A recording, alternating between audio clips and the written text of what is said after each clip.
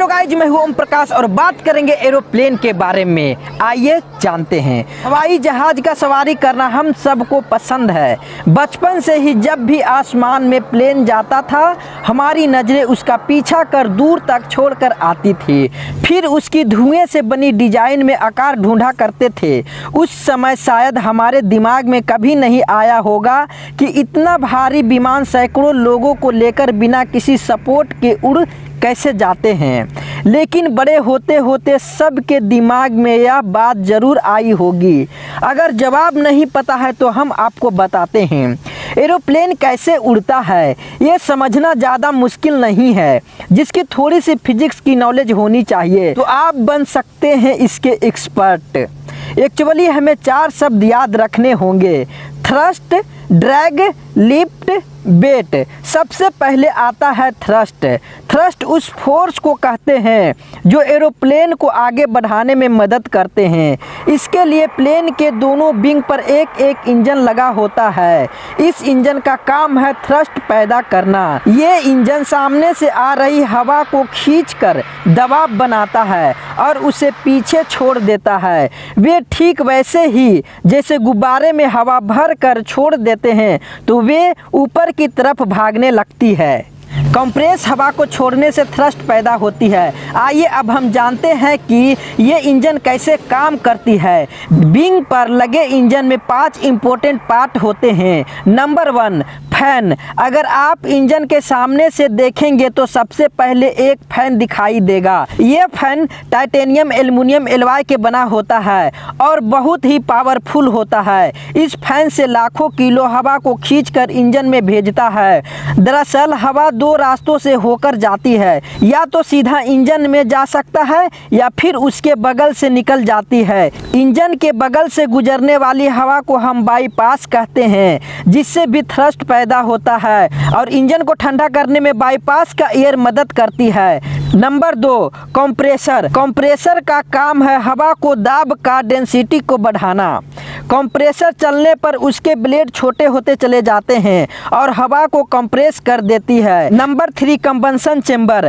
Compressor से होकर हवा कंबंशन चेंबर में जाती है, जहां पर उसे फ्यूल में मिलाकर जलाया जाता है। ये सुनने में शायद आसान लग रहा होगा, लेकिन प्रोसेस बहुत ही कॉम्प्लिकेटेड है। Number 4, turbine. गर्म हवा अब टरबाइन से होकर गुजरती है तो टरबाइन का रफ्तार तेज हो जाती है। इस टरबाइन से ही फैन और कंप्रेसर भी जुड़े होते हैं, जो और तेजी से हवा खींचने लगती है। Number 5, nozzle. आखिरी स्टेप में कंप्रेस हवा को बाहरी निकाल दिया जाता है। समझने वाली बात यह है कि जैसे ही हवा नोजल से बाहर निकलती है, न्यूटन का 3rd नियम अप्लाई किया जाता है। नोजल से बाहर आने वाली हवा से प्लेन को आगे की तरफ धक्का मिलती है और इसी फोर्स को हम थ्रस्ट कहते हैं। अब इसके बाद आता है ड्रैग यानी घर्षण बल। इसको एक एग्जाम्पल से समझा जा सकता है। जब आप कार से तेज रफ्तार में आगे बढ़ रहे होते हैं और खिड़की से अपना हाथ बाहर निकालते हैं तो हाथ पर एक फोर्स महसूस होता है। हवा द्वारा लगाया गया यह फोर्स हाथ को पीछे ढकेलता है। लेकिन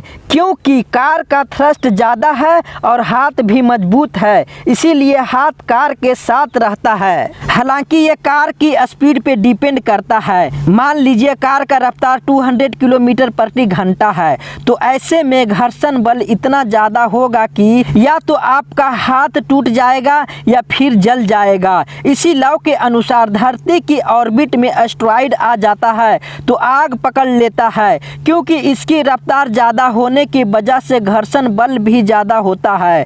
एरोप्लेन में इसी फोर्स को कम करने के लिए उसे एरोडायनेमिक बनाया जाता है। इसके लिए प्लेन के उड़ान भरने के बाद उसके टायर को छिपा दिया जाता है ताकि ड्रैग फोर्स कम लगे और थ्रस्ट ज़्यादा हो। और बात करते हैं वेट और लिफ्ट की। जानते हैं कि ये 2 फोर्स कहाँ से आती है? हम ये बात जानते हैं कि धरती पर हर एक चीज़ों का अपना भार होता है, जो कि ग्रेविटेशनल फोर्स के वजह से लगता है।